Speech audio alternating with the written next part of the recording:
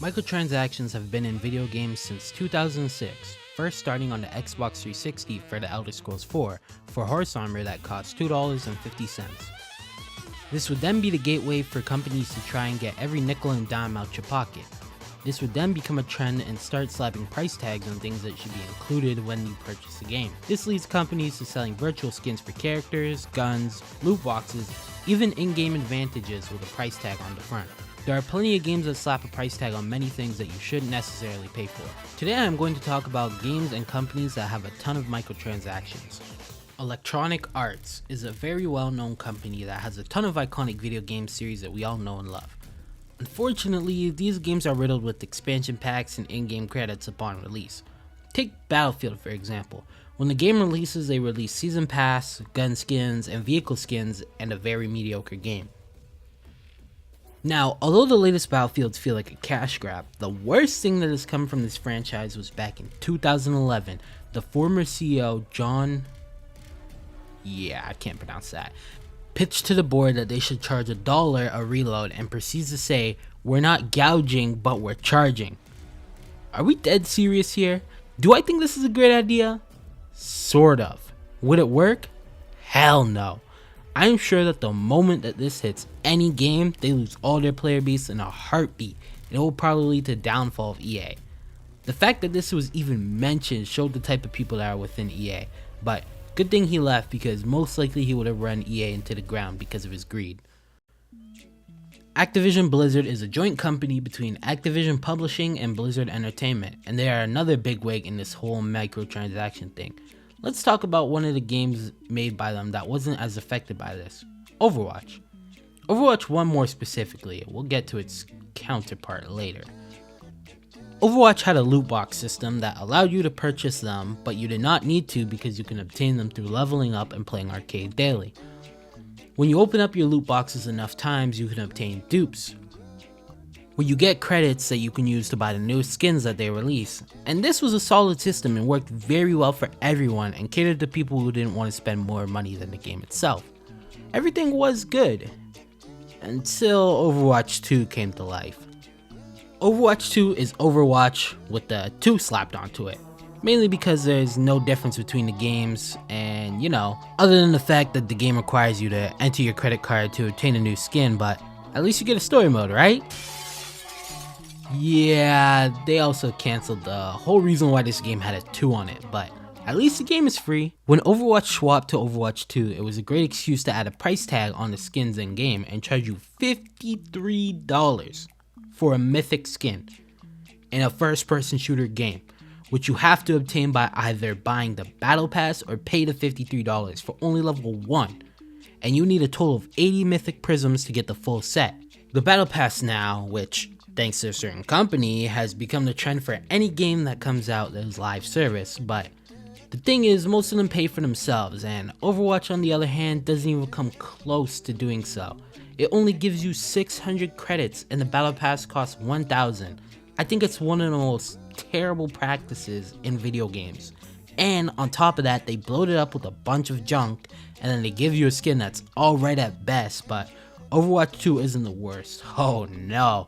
It's Call of Duty. Call of Duty is the worst one by far with microtransactions. When Modern Warfare 2019 came around, it became a massive hit because the game was good.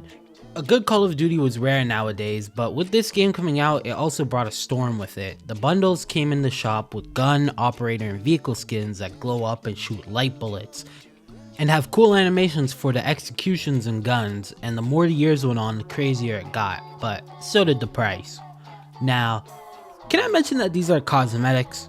They give you no advantage because everything that is on these guns you can unlock by just playing the game, and they give you variants for attachments that you unlock while playing and leveling up the gun. You also get an operator skin for a first person game. What? My bad. A first and third person game. The price for the weapon packs are ridiculous because if you want a pack that's just melee weapons, you gotta pay 1,200 COD points, which is $18 if you get the 2 separate packs. And they also sell you short, so you have to spend more than $15 to get a single pack of melee weapons. And guess what? If you want to get a single weapon skin for 800 COD points, you have to buy the 1349 pack of 1100 because the two sums of the COD points from the cheapest packs don't even make 800. They make 700 COD points, and that's $10 for not even 800, so you can't even get the battle pass. But wait, there's more. You see this variant of a skin that you unlock in the battle pass? $40. $40 for a handful of skins. Variants from the battle pass skins. Yeah, next one, because this is ridiculous. Epic Games. Oh boy, where do I even start? They only have one game that I'm familiar with and everyone knows. Fortnite. Fortnite was the start of this whole battle pass trend, even though this concept existed before the game released. Now, Fortnite originally wasn't a battle royale game. It was originally a PvE game called Save the World, but they also released a battle royale that was free to play for everyone, and you didn't have to purchase a game to play it. In Season 2, the Battle Pass was first introduced and had 70 tiers of rewards, and you level up from completing quests and gaining XP, all for the price of 950 V-Bucks. Now, to be fair, when you buy the Battle Pass, you gain more V-Bucks than what you paid for, so if you save them every season, you're able to buy the next one, so it's a rinse and repeat every season. All the skins that they sell in the item shop don't exceed 2,000 V-Bucks for a single skin, and when you buy the 2800 pack, you are able to get 2 skins out of it if you buy a skin worth 2,000 V-Bucks. But there are also vehicles, and some of them cost way too much for a vehicle skin. There is also the Fortnite crew that is a monthly subscription that gives you a new skin every month and also gives you the Battle Pass, Music Pass, Lego Pass, and the OG Pass.